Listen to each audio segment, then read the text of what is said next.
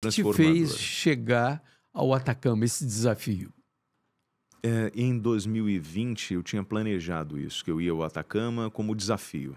Porque todo mundo falava que o Atacama era legal. Só que tinha pandemia, fronteira fechada, não rolou. Quando eu saí da PAN, eu falei, nesse período da saída, eu falei assim, cara, eu quero fazer uma coisa diferente na minha vida. Quero fazer uma coisa que se eu não fizer agora, provavelmente eu não vou conseguir fazer. Eu vou pro Atacama. E aí eu comecei a falar com as pessoas, aí todo mundo, vai pro Atacama, tá? Vai como? Eu falei, vou sozinho.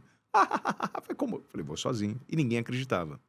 Um belo dia, eu peguei minha mochilinha e fui. E eu não tinha planejamento nenhum. Eu sabia que eu queria ir pro Atacama. Ponto. E aí eu comecei uma viagem.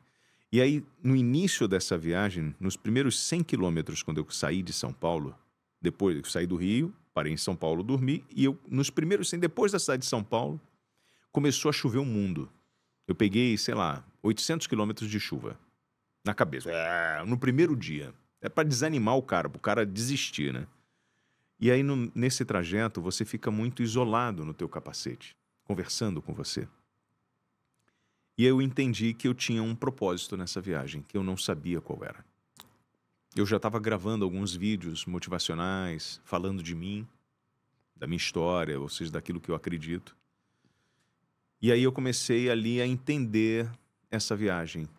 E foi um encontro que eu tive comigo, onde eu me conheci um pouco mais.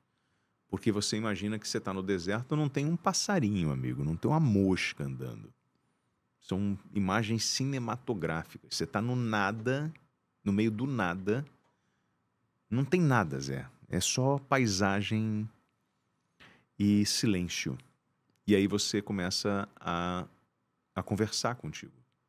A entender um pouco mais do que você está vivendo, do que você quer e do que você está buscando. O momento mais forte foi quando eu chego na mão do deserto, né, que é uma mão que sai do deserto no Chile, e que é uma satisfação, sabe? Eu caio em prantos, esse vídeo está no meu Instagram, eu caio, começo a chorar e rezar ali. Chamam de a mão de Deus. E a sensação é essa, porque você tem uma mão saindo do meio da terra, num lugar paradisíaco, montanha para tudo quanto é lado. E aquilo, eu tenho uma descarga emocional ali. Quando eu saio, depois descendo o Chile, eu vou para o Passo Libertadores, que eu termino de cruzar o Passo Libertadores e paro num vale rodeado por montanhas, que eu paro a minha moto e não tem ninguém. Não tem um ratinho para conversar, amiguinho. Aí eu tenho a certeza da existência de Deus e começo a conversar com Ele. Pela gratidão de estar vivo.